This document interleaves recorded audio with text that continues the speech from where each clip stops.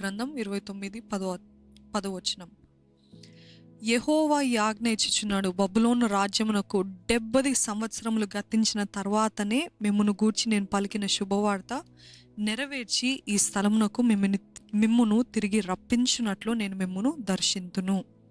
అనుకొని చూడండి, వీరు మొరపెడుతున్నారండి. వీరు మొరపెడుతున్నారు, ఏంటి దేవా, మమ్మల్ని ఈ స్థలం నుండి విడిపించయ్యా, మా స్వదేశానికి తీసుకెళ్ళయ్యా, మాకు వాగ్దానం చేసిన స్థలానికి, భూమికి నన్ను తీసుకెళ్ళయ్యా అంటే దేవుడు ఏమంటున్నారు తెలుసా? నేను ఆ వాగ్దానాన్ని ఎప్పుడు నెరవేరుస్తానంటే 70 సంవత్సరాలు అయిన తర్వాత. అంటే 70 సంవత్సరాలు అంటే మీరు, మీ పిల్లలు, మీ పిల్లలు పుట్టేంత వరకు మీరు ఇక్కడే ఉంటారు అని దేవుడు చెప్తున్నాడు. ఈరోజు మీకు నచ్చని స్థలంలో దేవుడి మాట చెప్తే మనం ఎంత డిసప్పాయింట్ అవుతాం కదండి, ఎంత బాధపడతాం కదా, ఎంత నిరుత్సాహం చెందుతాం. That is what God is saying to you today. అంటే 70 సంవత్సరాలు కాదేమో, I will keep you there for a long time, but God is asking, can you still be faithful there? Can you still be faithful? నేను అక్కడ నిన్ను ఉంచినంత కాలము నువ్వు నమ్మకంగా ఉండగలుగుతావా? Can you still be faithful there?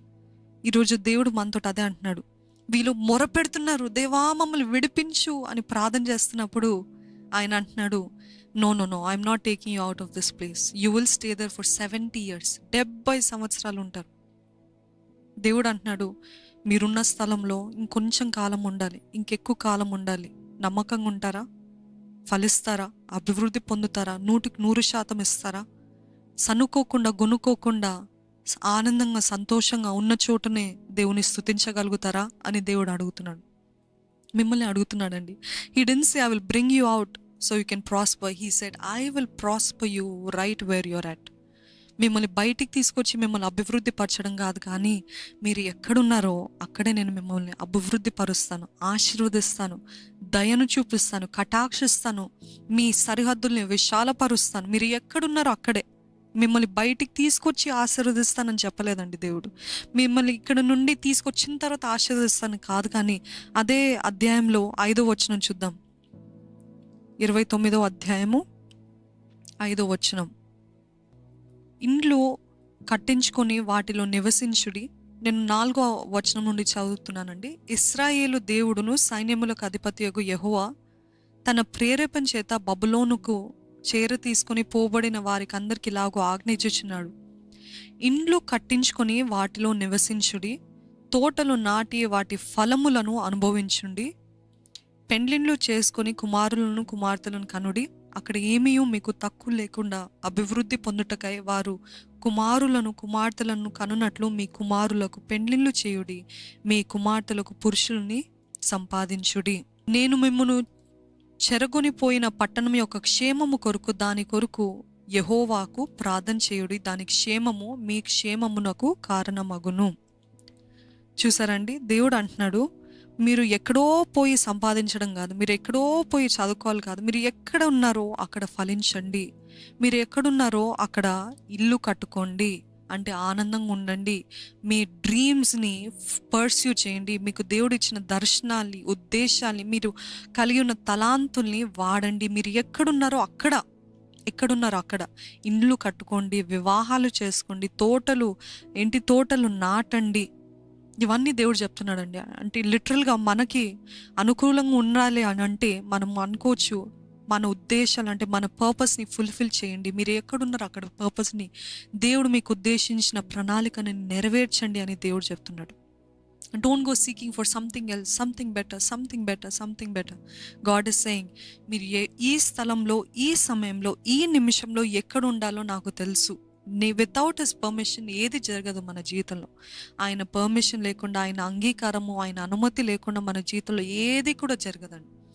ఇక్కడ ఇశ్రాయేలీలు బబులోన్ దేశానికి వెళ్ళినప్పుడు ఆయనకు తెలీదా? ఆయన ముందుగానే అనుకోలేదా? తెలీదా వీళ్ళు ఇలాగా బాధపడతారని? But he knows, God nose.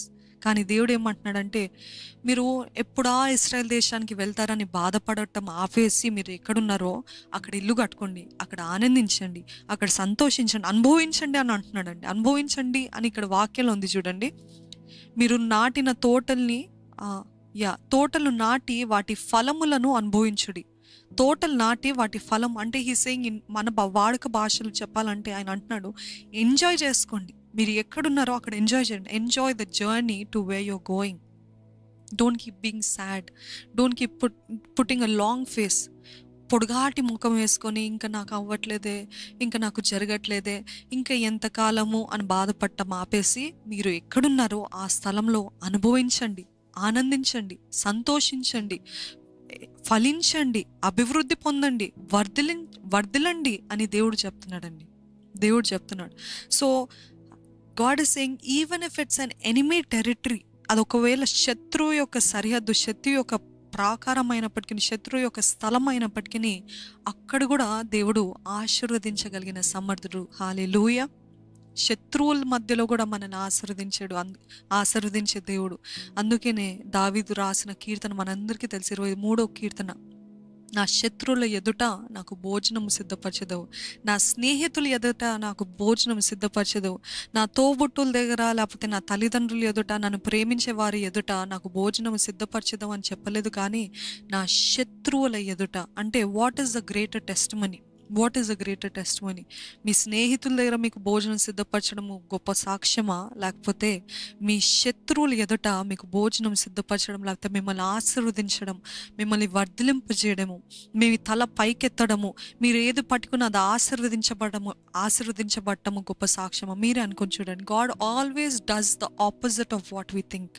మనం అనుకున్న దానికి ఎప్పుడు కూడా వ్యతిరేకంగానే చేస్తాడు. ఎందుకంటే ఆ వ్యతిరేకతలో, ఆ ప్రతికూలతలో నుండే ఆయన మనకి సాక్ష్యాన్ని బయటికి తీసుకొస్తాడు. ఆయన మన శత్రువుల సరిహద్దుల్లో, మన శత్రువుల మధ్యలో మనల్ని ఆశీర్వదించే దేవుడు. ఇక్కడ బబులోను అంటే వారికి శత్రువులు, కానీ దేవుడు అంటున్నాడు మీరు అక్కడ కూడా సంతోషించండి, ఆనందించండి. అక్కడ మీకు కటాక్షం, I will give you favour. అక్కడ మీకు దయ చూపించినప్పుడు, మీరు ఆశీర్వదించబడినప్పుడు మీరు గొప్ప సాక్ష్యంతో బయటికి వస్తారు.